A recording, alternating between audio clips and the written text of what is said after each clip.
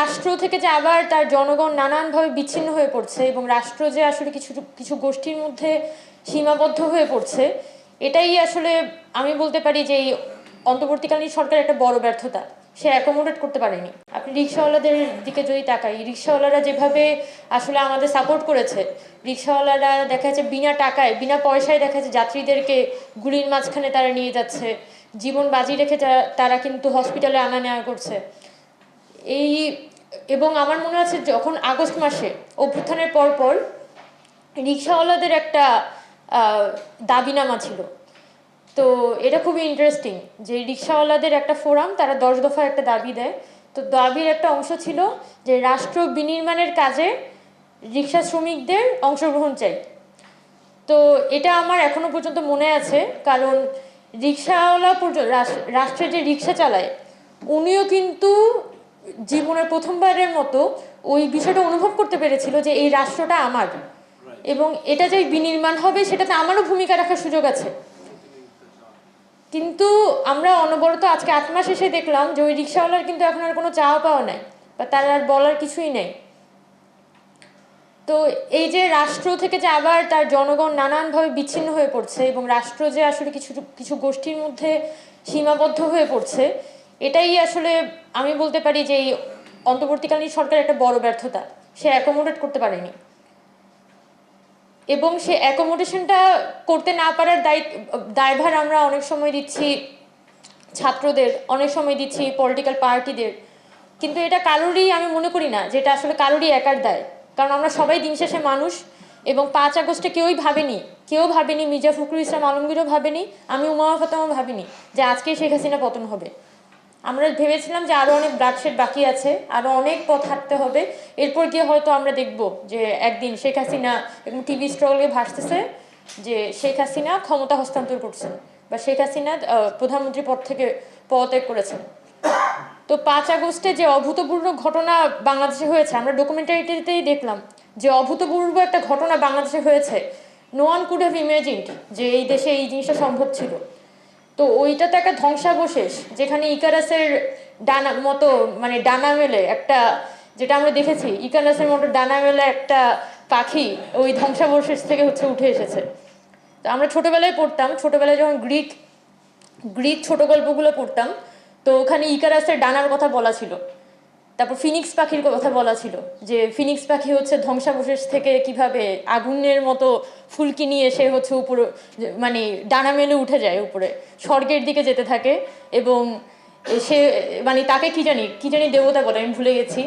But আমরা ছোটবেলায় খুব ফ্যাসিনেটেড হতাম ফিনিক্স পাখির কথা শুনে।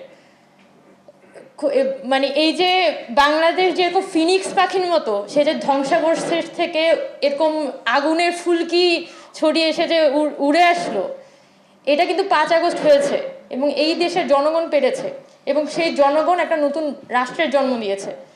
এটা এই দেশের জনগণ করেছে, আমি এটা মনে করি। কিন্তু আমরা যদি এই 5 আগস্টের পরের বাংলাদেশটার দিকে আবার নতুন করে তাকাই, আমরা কি কোনোভাবে দেখছি যে এই দেশটা আমাকে রিপ্রেজেন্ট করে?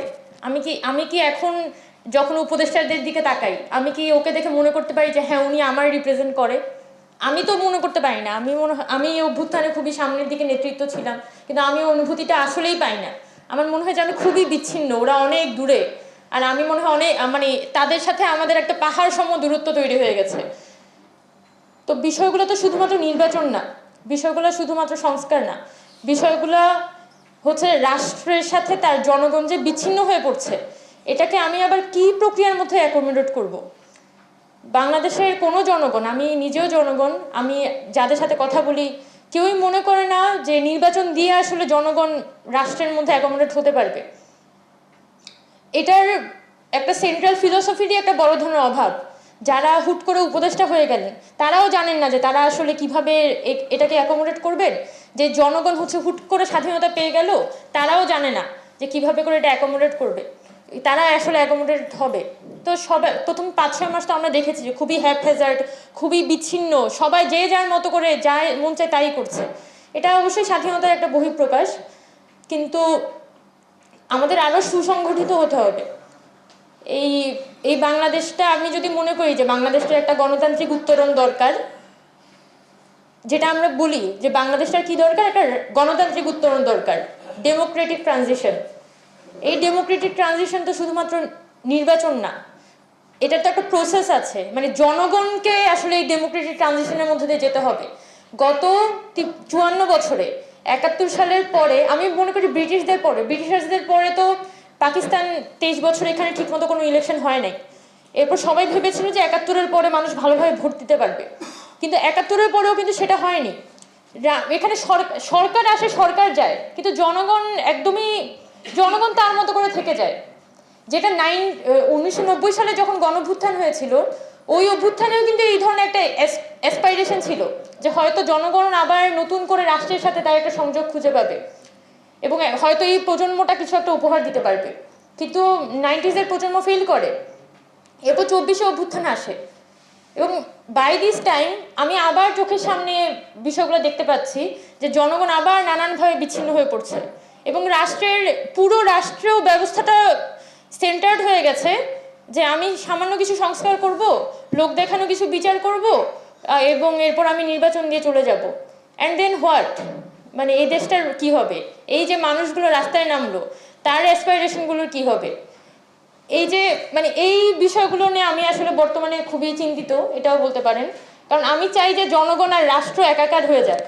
রাষ্ট্রর তো আসলে জনগণকে অ্যাড্রেস করতে হবে। তো যারাই আসলে ক্ষমতায় যেতে চায়, যারাই দেখা যায় যে কোনো না কোনো প্রক্রিয়ার মধ্যে দিয়ে ক্ষমতায় যেতে চায়, কিভাবে যেন তারা পুরো জনগণ থেকে বিচ্ছিন্ন হয়ে যায়। মাঝে মাঝে মনে হয় যে সফল রাজনীতিক হওয়ার সব থেকে উত্তম প্রক্রিয়াটা হচ্ছে জনগণ থেকে সবার প্রথমে বিচ্ছিন্ন হয়ে আমি যে জনগণের রুলার এইভাবে নিজেকে প্রতিষ্ঠা করা, এটাই যেন একমাত্র প্রক্রিয়া। তো এই বিষয়গুলো নিয়ে কথা বললে আবার মানুষজন অফেন্ডেড হয়ে যায়।